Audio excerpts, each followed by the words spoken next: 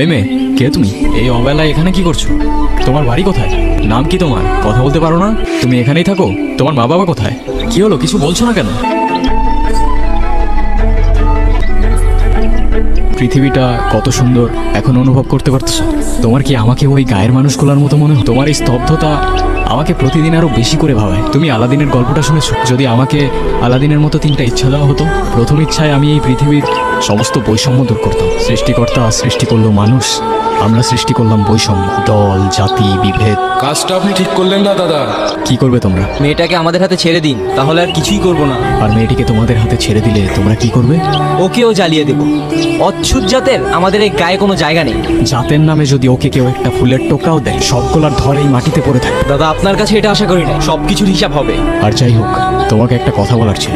আমি ভালোবাসি তোমায়। ও আমার মনে যা ছিল আমি তোমায় বলে গেলাম।